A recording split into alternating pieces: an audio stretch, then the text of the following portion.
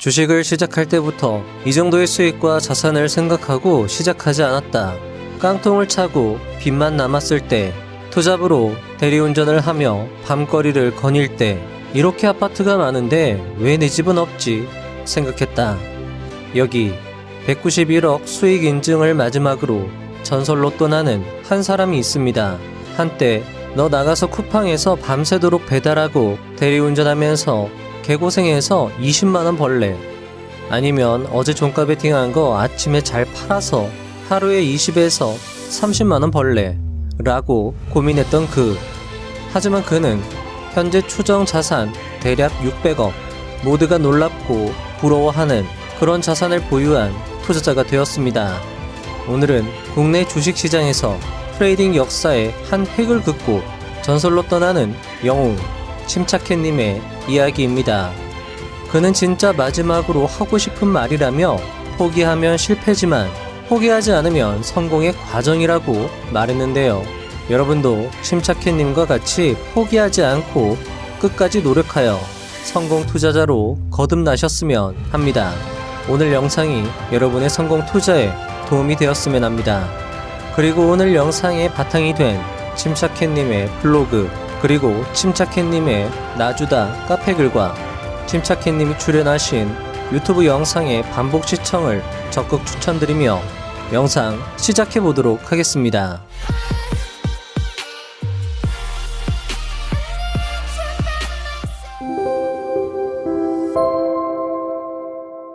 1.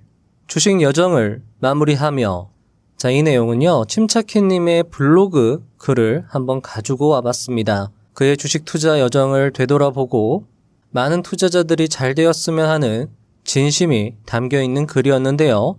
한번 읽어봐 드리도록 하겠습니다. 주식을 시작할 때부터 이 정도의 수익과 자산을 생각하고 시작하지는 않았다. 단지 부유하게 자라지 못했고 일찍 독립하는 바람에 항상 쪼들리는 삶을 살아왔고, 그래서 돈에 대해서 더 열망했는지도 모르겠다. 주식을 시작하면서 처음에는 용돈만 벌었으면 좋겠다는 생각을 했고, 어느 정도 매매를 하며 수익이 나게 되면서 월천만 했으면 했고, 다시 깡통을 차고 빚만 남았을 때 투잡으로 대리운전을 하면서 밤거리를 거닐며 이렇게 아파트가 많은데 왜 내 집은 없지 생각하며 내 집 한 채만 있었으면 했고, 집이 생기니 어렸을 때부터 꿈꿔왔던 좋은 차가 있으면 했고, 뭐 이런 식으로 계속 목표가 생겼던 것 같다. 나의 시작은 단타였다. 주식을 하면서 단타를 왜 할까? 같이 투자할 시드머니가 없기 때문이 아닐까? 애초에 몇십, 몇백억 있다면 단타할 생각조차 들지 않을 것이다. 부동산이나 장기 투자가 어울릴 것이다. 나 역시 마찬가지였다.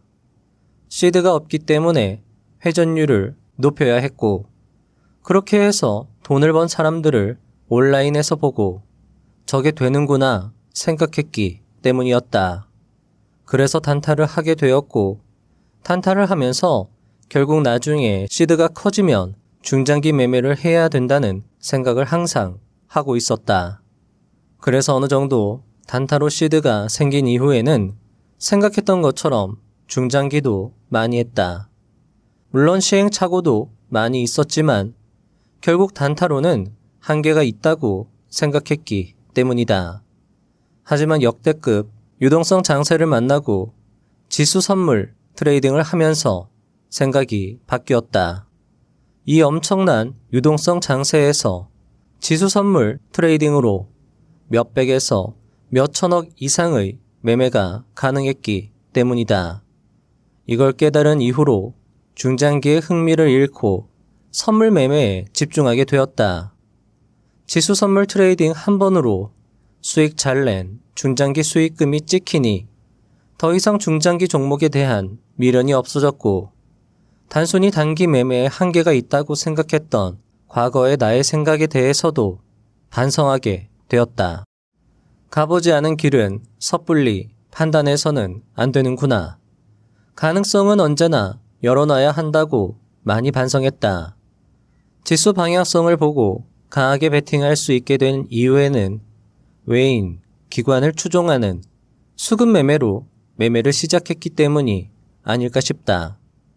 수급 매매를 하면 할수록 한국 시장에서 특화된 매매이고 올바른 길이라 생각되어 계속 이 매매를 파고들어 왔기에 자연스레 그동안 지수 선물 매매를 해보지 않았음에도 수년간 매매하면서 자연스레 뇌에 체득된 지수의 방향성과 외인 기관의 매매 패턴을 알 수 있었고 지금 이렇게 커진 시드를 운용하기 전에 종가 베팅으로 매매했던 것들도 다 최우선적으로 지수와 시황을 제일 우선순위로 놓고 섹터, 대금, 재료, 차트, 수급 등 탑다운 방식으로 생각해서 매매해 왔기 때문에 지금의 지수 트레이딩이 가능했다고 생각한다. 만약 단타 입문을 소형주, 상따나 뉴스 매매, 눌림 매매 같은 일반적인 개인들이 많이 좋아하는 매매 방식으로 입문해서 파고들었다면 아마 지금까지 발전하는데 훨씬 더 오래 걸렸거나 이 정도 수준까지 올라오지 못했을 것이라는 생각이 든다. 나의 경우 역시 결국에는 레버리지를 사용해서 올라온 트레이더이기 때문에 매매를 지속하게 되면 끝에는 다시 0으로 수렴할 가능성이 크다고 판단을 했다. 그래서 다시 0으로 돌아가기 전에 이쯤에서 나의 주식 여정을 마무리할까 한다. 아마 완전히 시장을 떠나지는 않겠지만 이전보다는 훨씬 더 적은 금액과 시간으로 투자할 것 같다. 2022년도에 1년 내내 손실을 볼 때 그때 당시에는 너무나도 힘든 금액과 순간들이었지만 다시 지금 와서 되돌아보면 그저 작은 과정에 불과했다. 내가 예전에 했던 말 중에 참 좋아하는 말이 있다. 포기하면 실패가 되고 포기하지 않으면 성공의 과정이라는 것이다. 마지막으로 진짜 드리고 싶은 말은 꼭 포기하지 말고 자신과의 싸움에서 이기셔서 성공하는 트레이더가 되셨으면 좋겠다는 것이다. 600억이라고 하면 와 소리가 날 정도로 놀랍고 부러운 금액입니다. 하지만 깡통과 빚으로 대리운전을 뛰던 때 1년 내내 손실을 보면서 크게 힘들었던 때에도 그는 포기하지 않고 자신의 기법을 지켜나갔고 결국 크게 성공할 수 있었습니다. 마지막 침착히님의 말은 모든 투자자들에게 귀감과 희망을 선사합니다. 포기하지 않고 자신과의 싸움에서 이긴다면 성공할 수 있다고 말이죠. 오늘 영상은 그의 발자취, 그의 노력, 그의 기법을 함께 기리는 장이 되었으면 합니다. 2. 계좌가 불어나는 건 순식간. 나의 매매는 나주다 카페와 나주다 유튜브 영상에 다 나와 있다. 나주다 카페의 글을 읽고 유튜브 영상을 찾아보고 강의를 들으면서 공부하는 노력은 어지간한 자격증 공부하는데 들이는 노력보다 훨씬 적은 시간과 노력이 들 것이다. 대기업에 입사하려고 온갖 스펙을 쌓고 전문직이 되려고 밤낮으로 공부하는 것에 비한다면 상당히 쉬운 영역이다.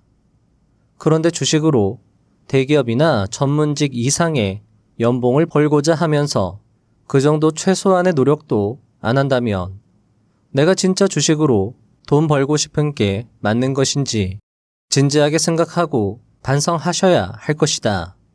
그리고 항상 매매하실 때 분봉의 흐름보다는 큰 흐름을 먼저 보고 그 흐름 안에 있는 분봉에서 매매하셨으면 좋겠다.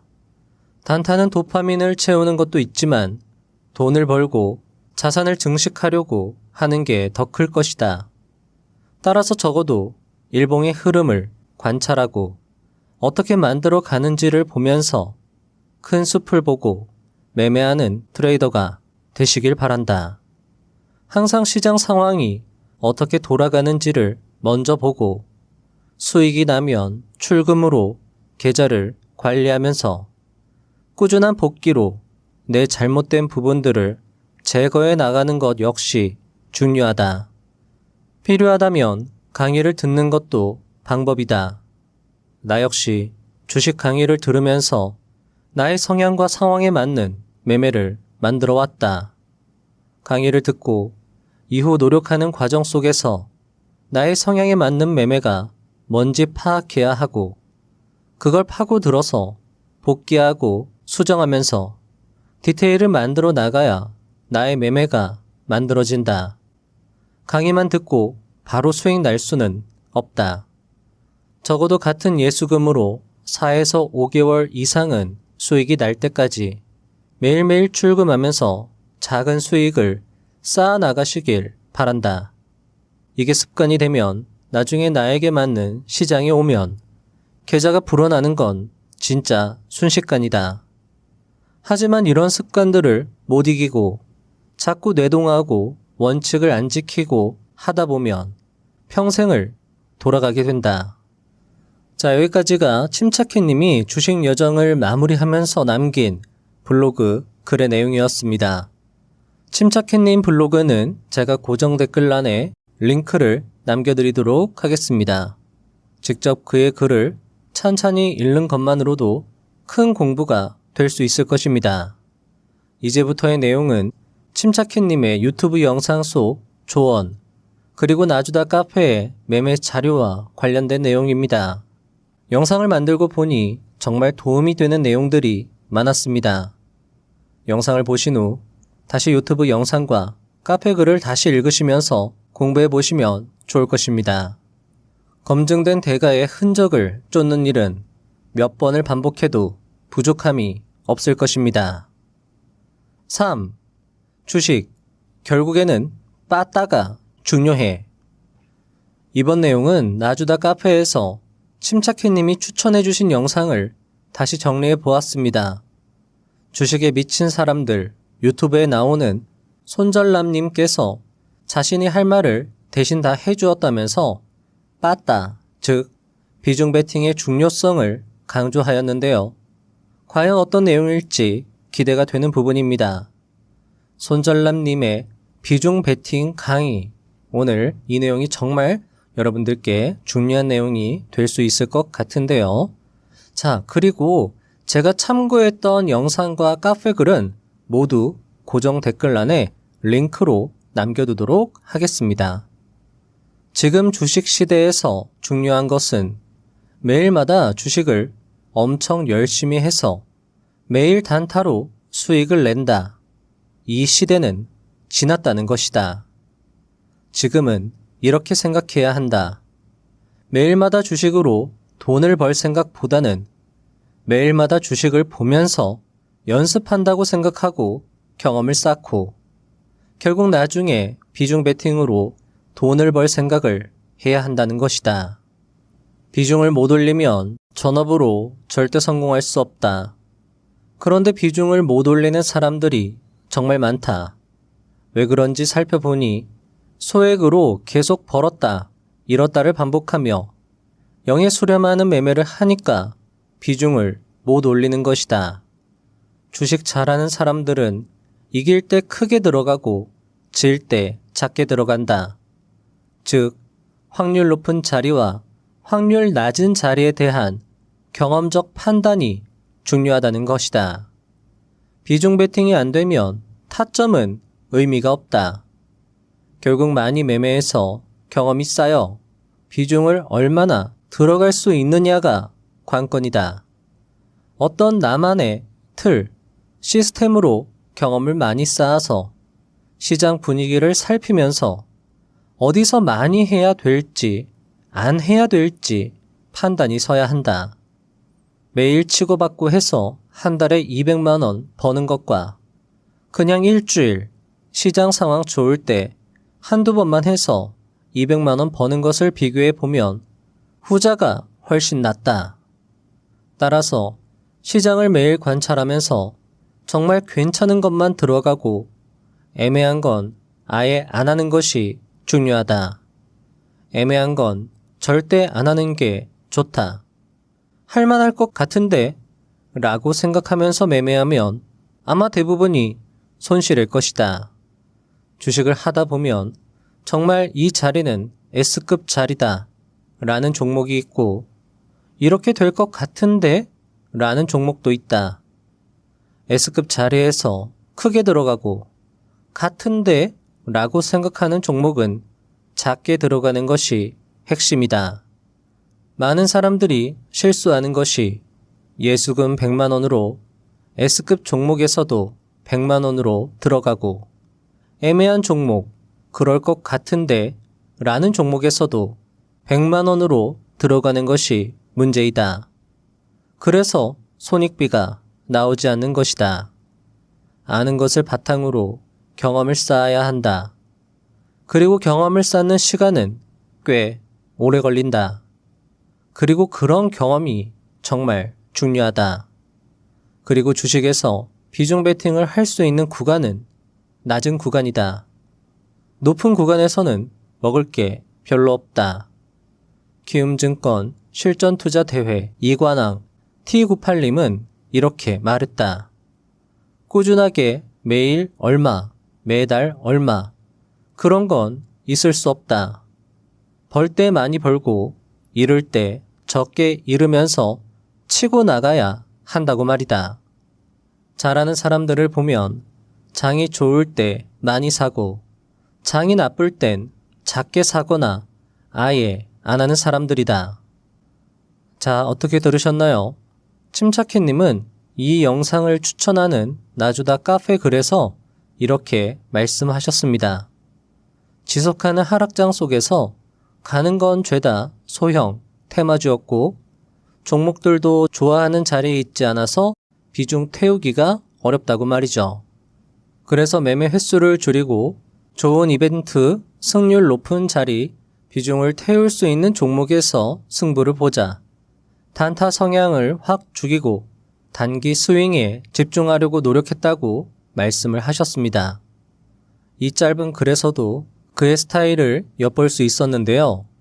그는 소형주, 테마주 매매는 지양하고 좋은 이벤트, 좋은 상승 재료의 우량 종목에 집중하는 것을 알 수 있었습니다.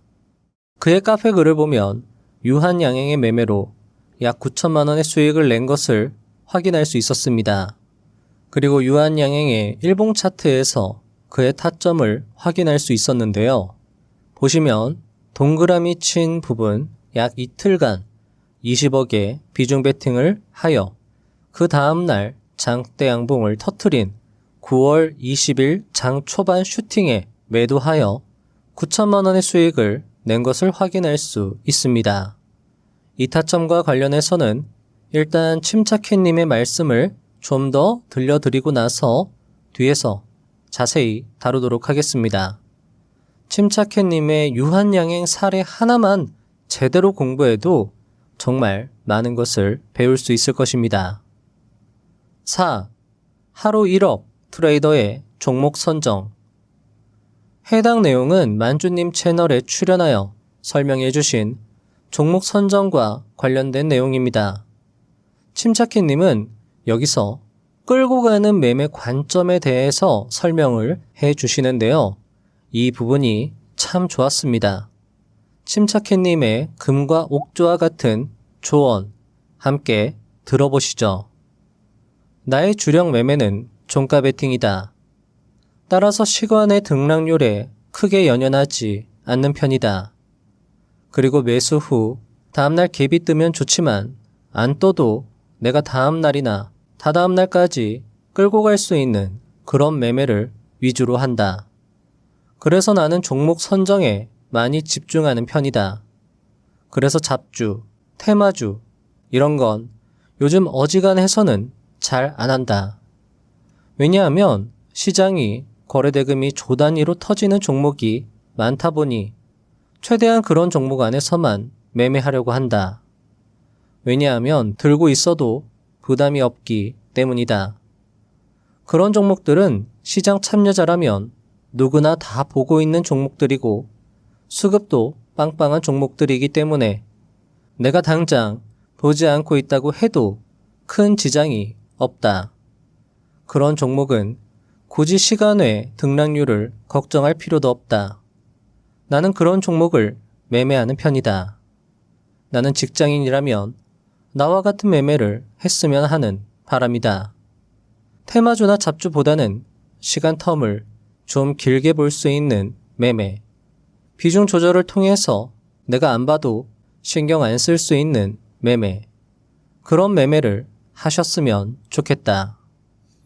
자, 여러분들 어떻게 들으셨나요? 하루 매수해서 그날 끝내는 게 아니라 길게 끌고 가는 매매, 그리고 침착해님은 조단위 거래대금이 터지는 종목을 강조하였습니다. 이는 앞선 유한양행의 매매와도 일맥상통합니다. 왜냐하면 유한양행이 조단위 거래대금이 터지는 그런 종목이었기 때문입니다. 하지만 단순히 거래대금만으로 그의 매매를 모두 설명할 순 없겠죠? 다음 이야기도 함께 들어보도록 하겠습니다. 5. 차트보단 시황. 차트가 시황과 맞지 않으면 무너졌다가 다시 가는 종목들도 많다. 그래서 차트에만 연연하지 않았으면 좋겠다. 최근에 받아주는 섹터인지 그런 것들을 먼저 보면 좋을 것 같다. 그리고 수급이 지속되면서 박스권을 그리는 종목이 있다면 그런 종목들이 신고가 돌파가 나올 때는 먹을 구간이 나온다. 나는 그런 종목을 단기 스윙으로 접근해서 많이 벌었다. 일단 재료나 시황, 일정이 우선이다. 그리고 차트와 수급을 연계해서 종목을 선정하는 것이 좋다. 그리고 재료나 시황이 좋은 섹터에서 순환매가 어떻게 돌아가는지 등을 참고해서 종목을 선정하는 것도 좋다. 6. 매수 관점. 애써 만든 신고가 장대 양봉에서 바로 다음날 올려놓은 가격을 모두 반납하는 긴 음봉이 만들어질 때가 있다. 물론 이런 경우는 매매 대상에서 제외하지만 시황과 재료가 좋다면 다시 재진입을 고려할 수 있다. 예시를 든다면 먼저 다시 수급이 붙는지 여부이다. 수급이 빠지면서 긴 음봉이 나왔더라도 시황이 좋다면 다시 수급이 들어오면서 신고가를 재도전하는 상승 양봉 구간이 만들어질 수 있기 때문이다. 시황이 여전히 유효하고 다시 수급이 들어오면서 양봉을 만들어냈다면 그런 경우는 종가 베팅으로 대응한다. 종가 베팅을 한 다음날 약간 주가가 빠져도 바로 매도하지 않는다. 프로그램이야 왔다 갔다 하므로 1차 잠정 수급이 뜨는 10시까지 일단 홀딩한다. 그리고 10시에 확인했을 때 주가는 상승 중이었고 기관은 매수로 찍혔고 프로그램도 안 나가고 있었다. 분봉상 전날 윗꼬리까지 상승하는 신고가 영역이었다. 그런 경우라면 나는 불타기로 대응한다. 기관도 계속 매수로 찍히고 프로그램도 안 나가고 추세적으로도 주가가 꾸준히 상승하고 있다면 계속 보유한다. 이런 경우라면 충분히 음봉을 다시 회복하면서 다시 신고가 자리로 갈 수 있다는 판단을 내릴 수 있다. 자, 여러분들 차트보다 시황, 매수 타점과 관련된 이야기를 연달아 들었는데요. 어떠신가요? 여기서 침착해님의 매매 스타일을 딱 캐치하신 분들도 있을 것 같습니다. 먼저 주목할 점은 차트에 너무 연연하지 말고 시황을 더 중요하게 보라는 조언이었습니다. 우리는 보통 매수 후에 손실이 나거나 차트상 좋지 않은 신호, 예를 들어 지지선 이탈 등의 신호가 나오면 매도합니다. 하지만 침착해님은 시황이 좋다면 그런 작은 움직임에는 조금 초연해도 괜찮다고 조언하고 있었습니다. 여기서 좀 더 나은 이해를 위해 앙드레 코스톨라니의 설명을 들으시면 딱 이해가 되실지도 모르겠습니다. 앙드레 코스톨라니는 침착해님의 매매를 이렇게 설명합니다. 그들은 투자를 금방 포기하지 않는다. 그들은 X와 Y 사이의 작은 흐름은 무시해버린다. 그들은 A에서 B로 움직이는 우상향의 움직임을 따른다. 그들은 다양한 요소들을 염두에 두고 투자한다. 그들은 매일 뉴스에 관심을 갖지만 별 영향은 받지 않는다.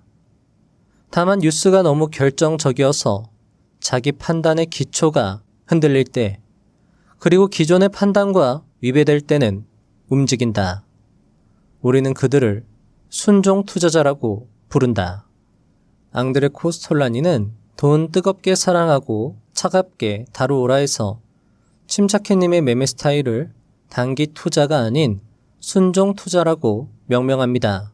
그리고 그들의 투자에 있어 가장 중요한 특징을 자신만의 아이디어라고 강조합니다.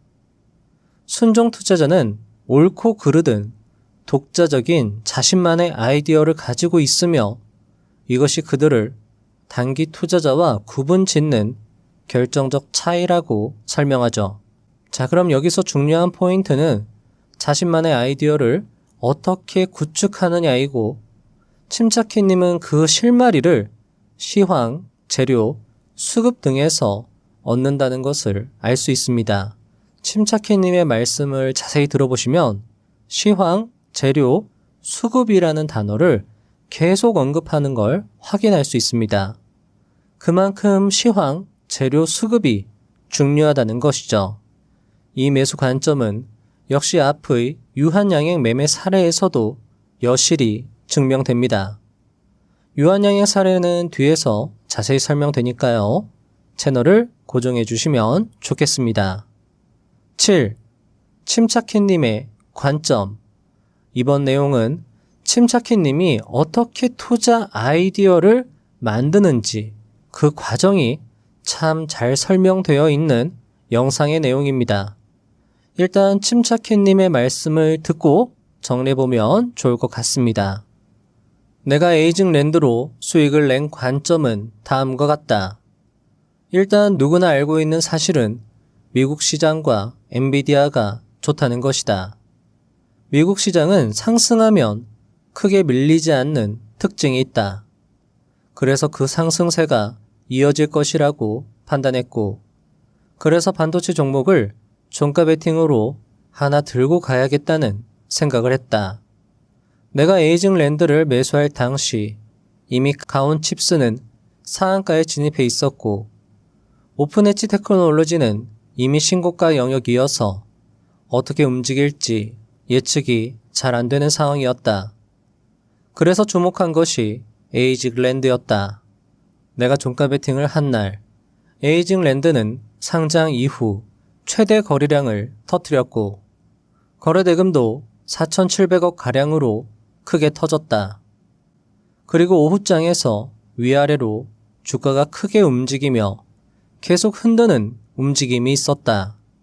에이징랜드는 이전부터 수급도 좋았기에 종가 베팅을 고려하면서 오후장부터 주가의 흔들림 속에서 저점 매수를 시작했다.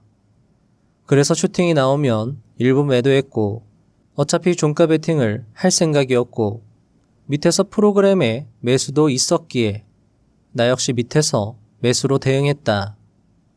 그러다 보니 비중이 꽤 커져서 2억 가까이 매수가 되었고, 약간 비중 조절하여 1억 5천만 원으로 물량을 조절하였다. 매수 후 손실이 발생되기도 했지만 더 갈 수 있겠다는 생각으로 버틸 수 있었다. 그리고 다음날 생각대로 엔비디아가 14% 급등이 나왔고, 에이징랜드가 갭으로 크게 떴기에 시가에서 익절하여 큰 수익을 낼 수 있었다. 내가 종가 베팅했던 당일 매수 물량을 4에서 5% 수익 구간에서 매도한 건 일단 나 역시도 비중 베팅에 대한 부담이 되므로 수익을 일부 챙겨두는 것이다. 당시 주가 흔들림의 바닥권에서 1억 5천 정도 매수하고 흔들림의 고점 영역에서 절반 익절, 그리고 다시 바닥권에서 매수한 것이다. 만약 내가 3억 정도로 매수를 생각하고 있다면 나의 경우 최소 6천에서 1억 정도는 1차로 매수한다. 그리고 시장 상황, 섹터, 수급 등을 고려하면서 올라가면 불타기 매수를 일부 진행한다. 하지만 그럼에도 어느 정도의 물량을 남겨놓는다. 왜냐하면 떨어지면 더 매수할 금액이 있어야 내 심리가 편안하기 때문이다. 비중 베팅에 확신이 있는 종목이라도 한 번에 몰빵으로 들어가는 경우는 거의 없다. 종목 선정, 종가 베팅 할 때 중요하게 보는 건 교과서적인 것밖에 없다. 신고가, 거래대금, 정배열, 주도 섹터, 재료가 살아있는지 이다. 다 아는 것들이다. 여기서 나만의 디테일이라고 한다면 시가총액, 거래대금, 일봉의 흐름 등이다. 비중 베팅의 팁을 드린다면 신고가가 아닌 종목들은 비중을 조금 낮춰서 들어가는 경향이 있고 호가가 얇은 종목 역시 비중을 낮춘다. 반대로 신고가 종목, 호가가 두꺼운 종목들이라면 비중을 크게 해서 들어갈 수 있다. 신고가 종목들이 좋은 건 슈팅도 크게 나오지만 물려도 나올 자리를 준다는 것이다. 그래서 신고가 종목을 단기 매매할 때 선호하는 것이다. 그런데 만약 중가 베팅을 했는데 다음날 개파락한다면 어떨지 궁금할 것이다. 나의 경우 매수 근거, 재료가 살아있다고 판단되면 나는 밑에서 더 매수한다. 하락했을 때의 시나리오 역시 생각하고 매수하는 것이다. 종목 선정이 나쁘지 않았다면 대부분 반등을 한다.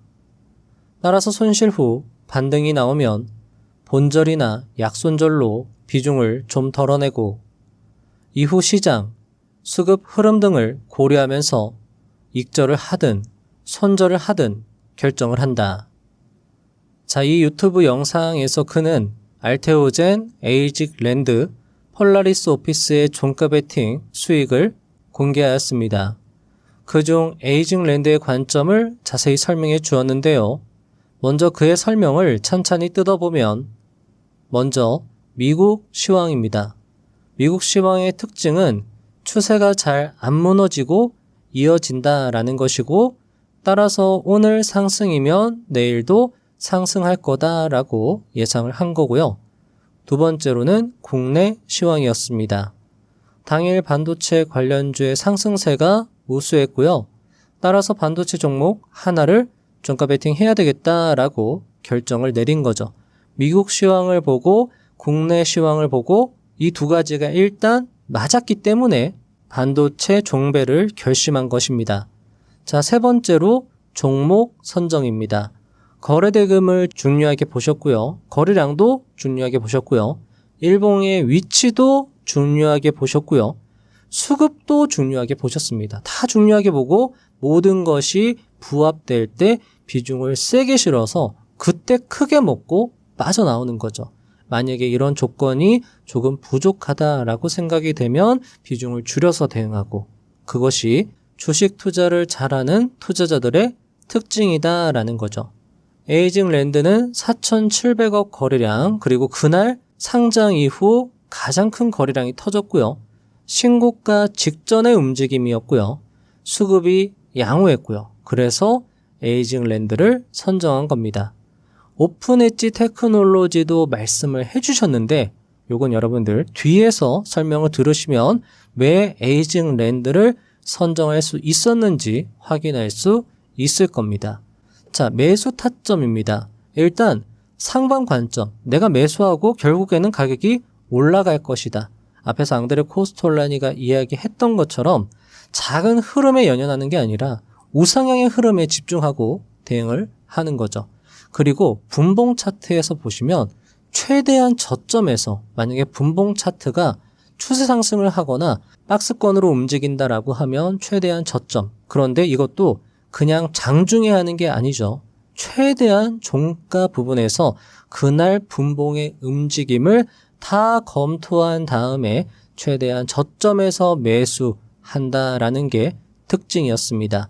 이때 반드시 분할로 매수 대응을 하셨고요. 대략적으로 따져보면 1차에 30, 2차에 20%, 3차에 50% 정도로 추정이 됩니다. 다섯 번째 매도입니다.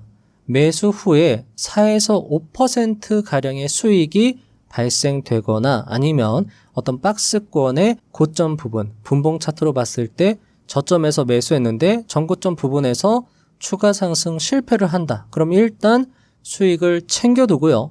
상방 관점이 살아있으면 밑에서 다시 매수하시고 다음날 만약에 갭으로 뜨면 익절, 그리고 이후에 프로그램, 수급, 기관 잠정 수급 등을 참고하면서 홀딩 여부를 결정하셨습니다. 자, 이렇게 정리를 할 수 있고요. 이런 어떤 생각의 흐름, 아이디어의 흐름, 이런 관점은 어디 가서 들을 수 없는 귀한 내용이므로 여러분들 다시 나주다 영상을 보시면서 따로 정리를 해두시면 더 좋을 것 같습니다. 그리고 그가 당일 종가 베팅했던 차트에 매수 타점을 표시해서 쭉 보여봐 드릴 텐데요. 저자의 매수 타점의 공통점을 찾아보시면 좋을 것 같습니다. 자, 에이징랜드는 여기에서 매수하셨고요.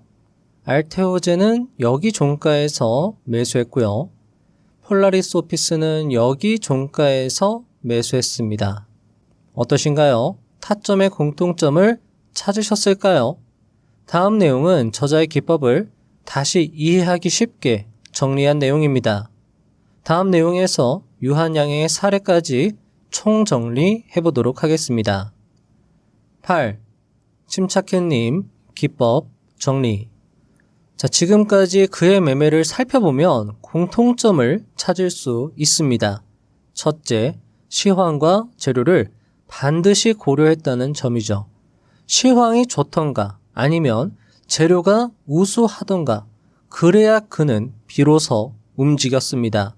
이 조건이 갖춰지지 않으면 그는 최대한 매매를 자제했습니다. 두 번째, 그는 수급을 굉장히 중요하게 생각했습니다. 수급이 없는 종목은 매수 대상에서 아예 제외했고요. 장중에는 프로그램과 기관 잠정 수급 등을 확인했고 종가 베팅을 결정할 때에는 그 이전의 일별 수급 흐름을 살폈습니다. 세 번째로 종목 선정에 있어서 그는 두 가지를 주요하게 살펴봤습니다. 첫 번째가 일봉의 위치죠. 일봉의 위치가 신고가 가까이 왔거나 아니면 넘어섰거나, 그런데 신고가를 넘어서 아예 시세 분철을 해버렸다라고 하면 그는 조심하는 것을 보여주었습니다. 그리고 만약에 일봉이 한번 상승, 제대로 된 거래 대금을 터뜨리면서 좋은 재료를 보여주면서 한번 장대 양봉을 크게 뽑았다가 설사 주가가 조정이 나와도 눌림 다음에 수급이 들어오면서 양봉으로 반등 나오는 자리도 주요하게 살핀 걸 확인할 수 있었고요. 그리고 거래 대금, 거래량을 굉장히 중요하게 본 것도 우리는 반드시 기억을 해야 할 것입니다. 자, 이 세 가지 포인트죠. 시황 재료, 수급, 일봉 위치. 이 흐름을 기억하시고 다음에 차트를 보시면 좀 더 이해가 쉬울 것이라 생각이 됩니다. 먼저 유한양행입니다. 유한양행에서의 침착해님의 매수 타점은 요 지점입니다. 음봉 2개에서 종가 베팅으로 대응을 하셨고요. 첫 번째 음봉에서 매수 종가 베팅을 했는데 그 다음날 수익이 나오지 않았어요. 되려 주가가 빠졌는데 더 추격으로 매수를 하십니다. 자, 여기 부분을 좀 더 확대해 보면 다음과 같습니다. 자, 유한양행은 이때 시세 분철을 한번 뿜어내고 나서 조정이 발생됩니다. 주가 하락이 멈추고 다시 요 캔들을 여러분들 자세히 보시면은요, 5일선 위로 올라탄 캔들입니다. 보시면 주가가 조정을 받고 이 음봉 캔들이 계속 5일선 아래에 눌려 있다가 이때 5일선 위로 올라타거든요. 그때 종가로 계속 모아가는 걸 확인할 수 있습니다. 자, 여기서 중요한 건 차트만 보고 결정하지 않는다라는 것이죠. 수급입니다. 매수를 진행했을 당시 수급 상황을 보면 다음과 같습니다. 자, 8월 28일 날 장대 양봉이 나왔고요. 그때 외국인이 매수합니다. 자, 그리고 주가가 조정을 받을 때 9월 6일하고 9월 5일이거든요. 이때가 요때쯤 됩니다, 여러분들. 주가가 쭉 빠질 때 수급이, 외국인 수급이 들어오는 걸 확인할 수 있고요. 매수를 진행했던 9월 13일과 19일 이전에 이전 수급이 여기입니다. 이때 기관이 매수하고요. 또 외국인 매수세가 들어오는 걸 확인할 수 있습니다. 이 수급을 확인하고 나서, 그리고 나서 주가 캔들이 종가가 어느 정도 5일선을 회복하는 걸 보고 그때 종가에서 매수하고 그 다음날 떨어져도 또 매수해서 그 다음 이 캔들이죠. 양봉 뽑아낼 때 4에서 5% 수익을 실현했다라고 보시면 좋을 것 같습니다. 자, 주목할 점은요. 8월 28일 이때죠. 요때 장대 양봉을 뽑을 때 당시 상황입니다. 유한양행은 그날 장대 양봉을 뽑을 때가 등락률 상위 22 종목에서 10위에 랭크가 되었고요. 이때 당시의 시장 상황이 그렇게 좋지 않았습니다. 그럼에도 불구하고 유한양행의 거래대금이 2조 원이 넘게 터집니다. 여기에서 유한양행으로 매매를 해야 되겠다라는 결심을 어느 정도 하셨을지도 모르겠습니다. 그리고 재료 역시나 붙었습니다. 금리 인하 기대감 그리고 기술 수익 실현화 뉴스였습니다. 이때 유한양행은 랭라자 이슈로 한창 뜨거웠던 종목 중에 하나였습니다. 그는 시가총액이 큰 우량주가 좋은 재료로 상승세가 나오면 이후에 10일 이동평균선, 20일 이동평균선, 50일 이동평균선이든 계속 추적 관찰하면서 눌렸다 하더라도, 음봉으로 눌렸다 하더라도 수급이 유입되면서 주가가 멈추고 다시 반등되는 것을 확인하면 매수 대응한다고 이야기하기도 했습니다. 자, 그리고 해당 타점은 엔벨로프 상단선 터치하고 20일 눌림 타점으로도 보여지기도 합니다.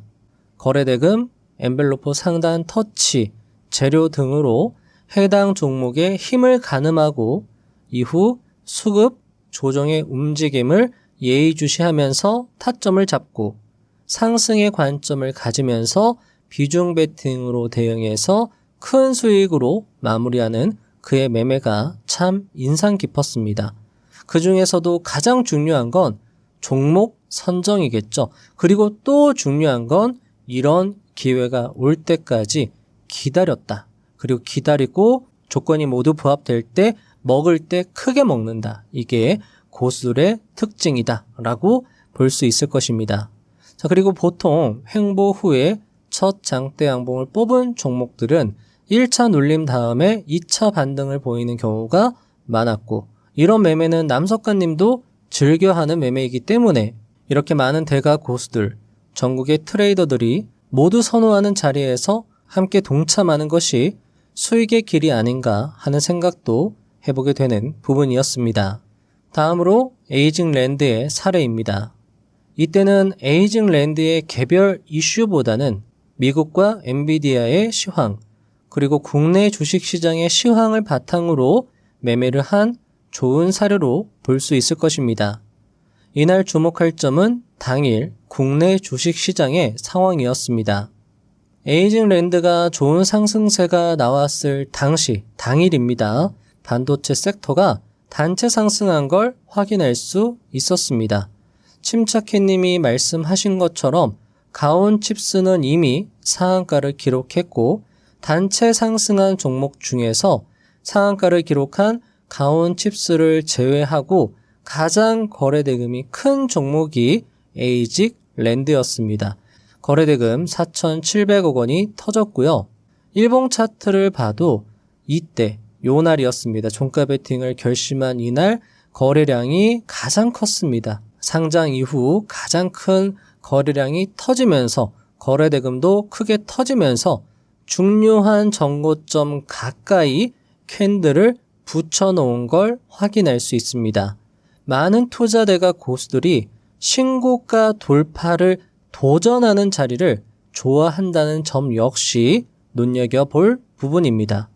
자, 그리고 여기에서 또 중요하게 봐야 되는 건 수급일 것입니다. 24년 2월 22일이 종가 베팅을 했던 당일이고요. 그 이전의 수급의 흐름을 본다라고 하면 외국인도 연속 수급이 들어온 이력이 있었고 투신도 연속 수급이 우세했죠. 굉장히 우세했고 연기금도 연속 수급이 들어오는 걸 확인할 수 있었습니다. 물론 중간중간에 매도한 흔적도 있지만 연속 매수세가 존재했다라는 걸 중요하게 볼 수 있는 거죠. 알테오젠의 사례입니다. 역시 알테오젠도 종가 베팅을 결행한 날을 보면은 정고점을 돌파한 걸 확인할 수 있고요. 보시면 거래량도 상당한 걸 확인할 수 있었습니다. 역시나 수급이 중요하겠죠. 알테오젠은 수급이 굉장히 우수했습니다. 매수하기 그 이전부터 외국인과 기관, 특히나 투신과 연기금의 연속 매수세가 돋보이는 종목이었습니다. 당시 알테오젠을 매매하시면서 기록하신 나주다 카페 글을 보면 알테오젠은 신고가, 수급의 연속성, 재료의 크기, 거래 대금이 모두 맞아떨어지는 종목이라고 강조를 하셨습니다. 즉, 신고가, 수급, 재료, 거래 대금이 그의 매매의 핵심이라고 해도 과언이 아닐 것이고 우리 역시 이 관점에서 매매를 해야 수익 확률을 높일 수 있을 것입니다. 당시 알테오젠은 머크와의 독점 계약 이슈로 뜨거웠던 종목이었습니다. 그는 알테오젠 매매로 손실을 보기도 했지만 결국 수급, 신고가, 거래 대금을 확인하면서 대응해서 몇 배로 수익을 냈다고 말합니다. 즉, 그는 상방 관점을 형성하고 그 상방 관점이 훼손되지 않으면 아무리 차트가 무너진다라고 해도 투자를 쉽게 포기하지 않고 면밀하게 관찰하면서 수익을 내고 빠져나오는 것 역시 주목할 점이라고 할 수 있을 것입니다. 마지막으로 폴라리스 오피스의 사례입니다. 폴라리스 오피스 역시 시세 분출을 크게 한 이후로 주가가 쭉 조정을 받고 이 자리죠. 주가의 조정이 멈춤이 나오고 계속 뭔가 반등의 움직임이 나올 때 그리고 거래 대금이 터졌을 당일 종가 베팅을 결행합니다. 그리고 그 다음날 갭상승해서 수익 실현을 했고요. 역시 마찬가지입니다. 종가 베팅을 결행한 그 이전에 어느 정도의 외국인 수급이 들어왔고요. 하지만 그는 폴라리스 오피스의 경우에는 비중을 낮춰서 대응했다고 말합니다. 그 이유는 호가창이 얇다는 이유였습니다. 어떠신가요? 이렇게만 살펴봐도 그의 사례에서 많은 공부를 할 수 있었습니다. 특히 시황, 재료, 신고가, 수급, 거래대금 이 조건이 모두 갖춰졌을 땐 비중 베팅한다. 그리고 아무리 확신이 들어도 분할 매수한다. 이 매매 기법은 오늘 가장 큰 배움이 아닐까 싶기도 합니다. 자, 다음 이야기는 마지막 이야기인데요. 침착해님 역시 크게 손실을 본 적이 있었는데 이후 어떻게 극복하고 다시 재기할 수 있었는지를 잘 이야기해 주신 부분이 있어서 가져와 보았습니다. 9. 크게 손실 났다면 다시 하면 된다. 하지만 내가 왜 손실이 났는지를 복기를 많이 해봐야 한다. 그렇게 하다 보면 조금씩 쌓아 나가다 보면 또 크게 손실 나는 날이 있다. 하지만 그래도 계속 복귀하면서 손실 보고 다시 또 내 스타일대로 하고 또 수익 내고 그걸 계속 반복하다가 보면 어느샌가 그런 실수, 손실이 줄어든다. 줄어들면서 수익이 조금 더 쌓이게 되고 그게 자신감이 되고, 그러니까 이게 실수든 뇌동이든 계좌가 망가졌다고 해도 그걸 억지로 지금 복구하려고 하지 말고 그냥 원래 하던 대로 계속하면 된다. 그게 제일 좋다. 마치며 자, 여러분들 오늘 영상 어떻게 들으셨나요? 침착해님이 간간히 유튜브에 출연하셔서 조언해 주시는 것을 매번 챙겨보았습니다. 항상 조언을 차분히 아낌없이 해주시는 점과 특히 직장인분들도 쉽게 할 수 있는 종가 베팅이 주력이었다는 점 역시 매력적인 부분이었습니다. 침착해님이 나주다에 출연하신 영상의 제목을 보면 23년 3천만 원으로 17억을 벌었다고 나오는데 그런 분이 약 3년 만에 600억을 벌었다니 계좌가 불어나는 건 순식간이라는 그의 말이 정말 실감이 됩니다. 그리고 종가 베팅, 길게 끌고 가는 매매를 하시는 분이 이렇게 수익을 크게 낸 건 역시 아마 많은 투자자들에게 귀감이 될 것이라 생각이 됩니다. 아무쪼록 유튜브나 블로그, 카페 등을 통해서 자주 좋은 말씀을 해주셨으면 하는 바람, 그리고 책을 써주시면 좋겠다는 바람입니다. 그리고 그간 고생하셨고 앞으로 행복하고 건강하게 인생을 즐기셨으면 한다고 축하해드리고 싶기도 합니다. 침착해님은 주식 여정을 마무리하며 포기하지 말라고 강조했습니다. 그러면서 포기하면 실패지만 포기하지 않으면 성공의 과정이라고 말씀하셨는데요. 정주영 회장님 역시 같은 관점이었습니다. 정주영 회장님의 말씀을 함께 들어보시죠. 암만 어려움에 당하고 파산을 하더라도 본인이 실패했다고 손을 들찌게 빌어서 실패지 자기는 영원히 승리할 수 있다 생각할 때는 전 영원히 난 승리하고 살고 있다고 이렇게 우리는 생각하고 있어요. 우리가 생활해 나가는데 모든 분야에 있어서 다 어려운 게 있지 쉬운 것만 있는 것은 아닙니다. 그 어려운 것은 우리가 다 극복할 수 있다. 나는 이렇게 생각합니다. 모든 자기 장래에 대해서 확신을 가지고 사는 게 좋습니다.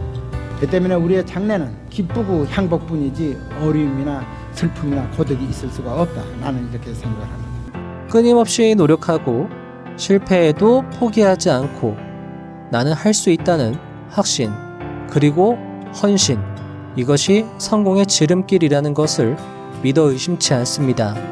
그리고 여러분 역시 포기하지 않고 끝까지 나아가시어 침착해님처럼 수억, 수십억, 수백억의 자산가가 될 것이라고 믿어 의심치 않습니다. 부자의 선 채널은 그런 여러분들 뒤에서 항상 응원드리고 도움드리도록 최선을 다하겠습니다. 다음 영상도 알차게 준비해서 오도록 하겠습니다. 감사합니다. 부자가 되는 지름길로 저와 함께 달려가시죠.